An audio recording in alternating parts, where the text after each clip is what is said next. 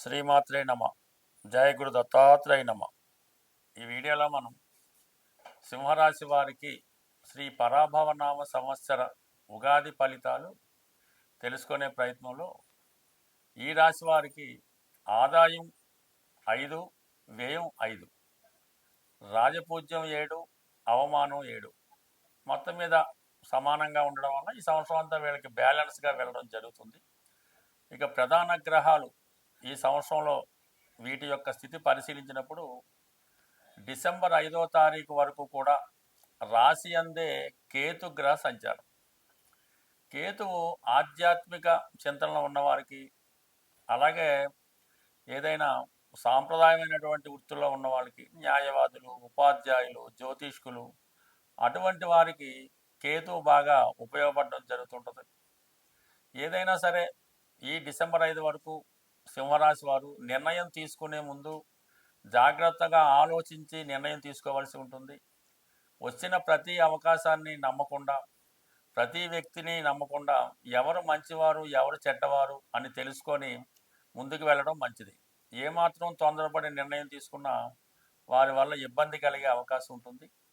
అలాగే డిసెంబర్ 5వ తారీఖున మరి ఈ కేతుగ్రహం 12వ స్థానంలోకి వెళ్ళడం జరుగుతుంది. సరే, అప్పుడు ఆధ్యాత్మిక కార్యక్రమాల్లో పాల్గొనడం, పుణ్యక్షేత్రాలు దర్శించడం, ఎక్కువగా డొనేషన్స్ ఇవ్వడం జరుగుతూ ఉంటుంది. అది పక్కన పెడితే ప్రధానంగా ఈ రాశి వారికి గురువు ఈ సంవత్సరం అంతా కూడా 3 రాశులు మారడం జరుగుతుంది. సంవత్సర ప్రారంభంలో మనకి 11వ స్థాన సంచారం జరుగుతూ ఉంటుంది. 11వ స్థానం అంటే మనకి గురువు 11వ స్థానంలో జనవరి, గురువు 11వ స్థానంలో మే 31 వరకు సంచరించడం జరుగుతూ ఉంటుంది. ఇక్కడ 5వ స్థానాధిపతిగా లాభస్థాన సంచారం వల్ల మీలో ఉన్నటువంటి టాలెంట్కి, విద్వత్తుకి తగిన గుర్తింపు రావడం జరుగుతుంది. చాలా కాలంగా మీ మనసులో ఉన్నవి నెరవేర్చుకోవాలనుకునే ఆలోచన నెరవేరుతుంది. మీరు ఒక సినిమా రంగంలో ఉన్నా, ఒక దర్శకుడుగా ఉన్నా, ఒక చార్టెడ్ అకౌంటెంట్గా ఉన్నా, ఒక ఇంజనీర్గా ఉన్నా, మీలో ఉన్నటువంటి ఆలోచనలకి సరైనటువంటి రూపం దాల్చడం జరుగుతుంది. అలాగే పూర్వపుణ్యం కలిసి రావడం వల్ల మీ సంతానం యొక్క అభివృద్ధి, వారి కొరకు మీరు చేసే ప్రయత్నాలు చాలా వరకు నెరవేరుతూ ఉంటాయి. ఇక అష్టమాధిపతిగా లాభస్థితి అవ్వడం వల్ల ఒక ఆకస్మిక ధనలాభం లాంటిది, ఒక అదృష్టం ఏదైతే మనం చాలా కాలంగా ఎదురు చూస్తున్నాం రావడం కానీ, స్త్రీలకి వాళ్ళు పుట్టింటి వారి దగ్గర నుంచి ధనం రావడం కానీ, భర్త గారి దగ్గర నుంచి ధనం రావడం కానీ, మొత్తం మీద ఆర్థిక పరంగా గురువు ధనకారకుడు అవడం వల్ల ఈ సంవత్సరం మే 31 వరకు అనుకూలంగా ఉండడం జరుగుతుంది. మే 31 తర్వాత నుంచి అక్టోబర్ 31 మధ్యలో 12వ స్థాన సంచారం జరుగుతుంది. ఈ 12వ స్థాన సంచారంలో మీకు ఈ గురువు సాధారణంగా మంచి కార్యక్రమాల కొరకు ధనాన్ని ఖర్చు పెట్టడం జరుగుతూ ఉంటుంది. పుణ్యక్షేత్రాలు దర్శించాలనే ఆలోచన నెరవేరుతూ ఉంటుంది. అలాగే తీర్థయాత్రలు ఎక్కువగా చేస్తారు. ఎవరైనా పేద విద్యార్థులకు కానీ, ఆధ్యాత్మిక సంస్థలకు కానీ, దేవాలయాలకు కానీ గుప్తదానాలు లాంటివి చేయడం జరుగుతూ ఉంటుంది. అలాగే భక్తులకు ఏవైనా సౌకర్యాలు కల్పించడం చేస్తూ ఉంటారు. అయితే ప్రధానంగా ఈ గురువు 12వ స్థానంలోకి వచ్చినప్పుడు ప్రధానంగా సంతాన విషయంలో మీరు ఏదైనా సంతానం కొరకు ప్రయత్నం చేస్తూ వైద్యపరంగా సంతానం కొరకు వెళ్ళాలనుకున్న వాళ్ళకి ఈ సమయంలో నెరవేరే అవకాశం ఉంటుంది. కంపల్సరిగా మీకు డిసెంబరు ఈ సంవత్సరం అక్టోబర్ 31 లోపల సంతాన యోగం కలిగే అవకాశాన్ని ఆ భగవంతుడి దయ వల్ల లభిస్తుంది.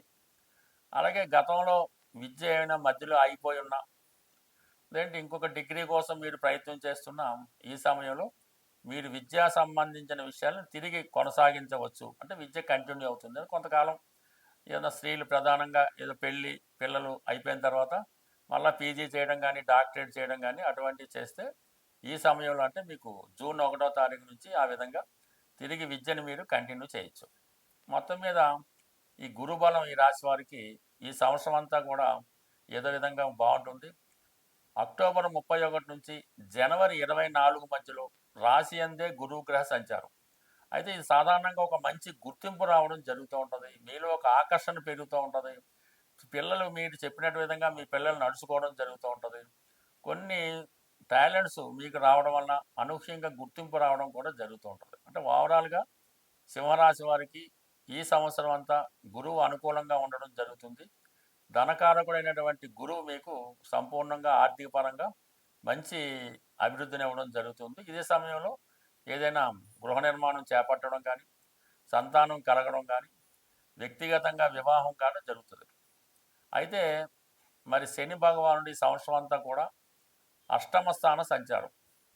ఈ అష్టమ స్థాన శని సంచారం వల్ల మీకు ఎలా ఉంటుందంటే కొన్ని అవమానాలు, ఎప్పుడో జరిగిపోయిన ఇప్పుడు ఇబ్బంది పడటం, మనం ఒకటి తలిస్తే దైవం ఇంకోటి తలచడం, చివరి నిమిషంలో పనులు ఆగిపోవడం లాంటివి జరుగుతూ ఉంటాయి. అందుకని కంపల్సరీగా ఈ సింహరాశి వారు ఈ సంవత్సరం అంతా కూడా శని భగవాను అనుగ్రహం కోసం శనివారం నియమంగా ఉండడం, సాధ్యమైనంత వరకు నవగ్రహ ఆరాధన, శివాలయంలో శివుడికి అభిషేకం చేయించుకోవడం, ప్రతినిత్యం విష్ణు సహస్రనామం చదవడం, అంటే దైవ సంబంధించిన కార్యక్రమాల్లో పాల్గొనడం వల్ల అష్టమ శని కూడా మీకు ఇబ్బంది పెట్టకుండా ఉంటుంది. అంటే గురువు బాగున్నాడు కాబట్టి శని యొక్క ఇబ్బందుల నుంచి తప్పించుకుంటే ఆటోమేటిక్గా ఈ సంవత్సరం అంతా మంచి ఫలితం రావడం జరుగుతుంది. సప్తమ స్థానంలో రాహు కావలసిన వాళ్ళే ఇబ్బంది పెట్టే అవకాశం ఉంటుంది. పార్ట్నర్స్ని నమ్మనాకలేదు. ఈవెన్ జీవిత భాగస్వామి కూడా మీకు కొన్ని సందర్భాల్లో మీకు అనుకూలంగా లేకపోవచ్చు.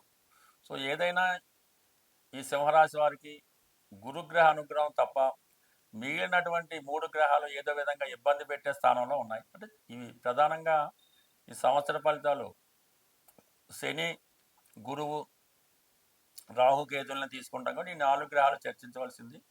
అయితే మిగతా గ్రహాలు ఈ కుజుడు, రవి, శుక్ర, బుధ వీటి స్థానాలు ఈ నెల నెల మారుతుంటాయి కాబట్టి ఇవి నెల ఫలితాల్లో తెలుసుకునే ప్రయత్నంలో తెలుసుకోవచ్చు. ఇది సంవత్సర ఫలితాలు కాబట్టి ఇవి కొంతవరకు మీకు ఒక గ్రహమే అనుకూలంగా ఉండడం వల్ల ఇంచుమించుగా 40% అనుకూలత, 60% ఇబ్బంది ఉండే అవకాశం ఉంది. స్వస్తి. శ్రీమాత్రే నమ. జయ గురు దత్తాత్రేయ నమ. ఏదైనా మనకి గ్రహాలు ప్రతికూలంగా లేనప్పుడు ఆ గ్రహాల్ని సంతృప్తిపరచడానికి మనం సనాతనంగా ఆచరిస్తున్నటువంటిది నవరత్న ధారణ. అంటే ఆ గ్రహానికి సంబంధించినటువంటి దానం ఇవ్వడం, అంటే ఆ గ్రహానికి సంబంధించినటువంటి జపం చేయించుకోవడం కానీ, వ్యక్తిగతంగా చదవడం కానీ జరుగుతూ ఉంటుంది. వీటిలో బాగా పనిచేసేది నవగ్రహ స్తోత్రాలు. అంటే మనకి జప, కుసుమ, సంకాసం అది ఉంటుంది కదా, అక్కడ నుంచి 9 అంటే చివరి కేతు వరకు కూడా 9 నవగ్రహ శ్లోకాలు పారాయణ చేయడం వల్ల తొందరగా ఫలితం రావడం జరుగుతూ ఉంటుంది. అంటే పారాయణ చేసే విధానంలో సింపుల్ పద్ధతి, అంటే మా గురువుగారు చెప్పిన పద్ధతి ఏంటంటే మనకి ఏదైనా ఒక గురుగ్రహం అనుకూలంగా లేదు, అప్పుడు ముందుగా నవగ్రహ స్తోత్రాలు 9 కూడా ఒకసారి చదవడం, ప్రత్యేక గురుగ్రహం యొక్క స్తోత్రాన్ని ఒక 41 సార్లు చదివి మళ్ళీ తిరిగి 9 నవగ్రహ స్తోత్రాలు చదవడం వల్ల మనకి ఆ గ్రహశాంతి జరిగే అవకాశం ఉంటుంది. అవకాశం ఉన్నవాళ్ళు రత్నధారణ అన్నది, అంటే చాలా వరకు ఒరిజినల్ రత్నాలు దొరకపోవడం వల్ల ఇబ్బంది తప్ప ఒరిజినల్ రత్నం అంటూ దొరికితే అది చాలా బ్రహ్మాండంగా పనిచేస్తూ ఉంటుంది.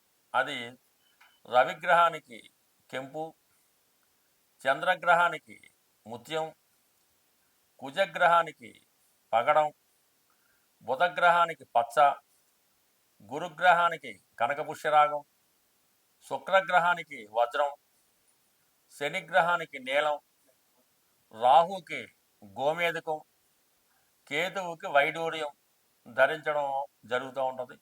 అయితే ఇందులో ఈ శుక్రుడి దగ్గర రాబోతుకి వజ్రం, అది ఎక్కువ 2-3 క్యారెట్ల పడ్డ పెట్టవసరం లేదు. కేవలం ఒక 11 సెంట్లు లేదంటే 15 సెంట్లు సెట్ సరిపోతుంది. అయితే మినిమం మిగతా ఈ కెంపు కానీ, పచ్చ కానీ, కనకపుష్ప కానీ 1 క్యారెట్ ఉంటే 99% సరిపోతుంది. పెద్ద ఏజ్ ఉన్న వాళ్ళకి పెద్దది ధరించాలని, చిన్న ఏజ్ ఉన్న వాళ్ళకి చిన్నది ధరించాలన్నటువంటి భేదం అన్నది అది వ్యాపార ధోరణ అవుతుంది తప్ప మామూలుగా అయితే కాదు. నిరభ్యంతరంగా ఎటువంటి ఫేక్ కాకుండా మంచిది 1 క్యారెట్ ధరించిన అది 100% మీకు ఫలితం లభిస్తుంది.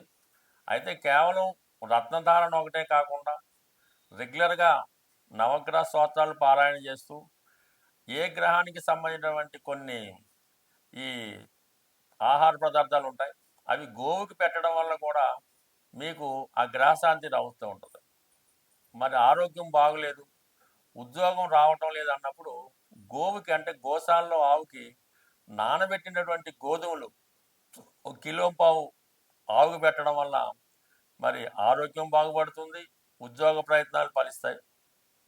ఈ విధంగా ఈ ఆవుకి ఆహారంగా పెట్టడం, ఈ విధంగా అనేక రకాల పరిహారాలు ఉంటాయి. చాలా ఈజీగా ధనం ఇబ్బంది ఉంది, ఆర్థిక పరంగా బాగా చిరిగిపోయాం, ఏ దారి కనబట్టలేదు అనుకున్న వాళ్ళు ఒక కొద్దిపాటి చిన్న రెమెడీ చేసి చూడండి, బ్రహ్మాండంగా పనిచేస్తుంది. ఏదంటే ఒక 100 గ్రాములు గోధుమ నూక, అందులో ఒక 100 గ్రాములు పంచదార కలిపి, ఒక 100 గ్రాములు నెయ్యి, ఈ మూడు కలిపి చక్కగా ఒక ఉండలాగా లడ్డులాగా పౌడర్లా చేసి ఆ పౌడర్ని చీమలు ఉన్న ప్రదేశంలో, ఏ చీమలు ఉన్నా పర్లేదు, ఆ చీమలు ఉన్న ప్రదేశంలో మంగళవారం రోజు ఆ చీమలకు ఆహారంగా వేయడం వల్ల, ఈ విధంగా మీరు ఒక 8 వారాలు చేయడం వల్ల ఎంత గొప్ప ఆర్థిక సమస్య అయినా 100కి 100 రూపాయలు పరిష్కారం అయ్యే అవకాశం ఉంది.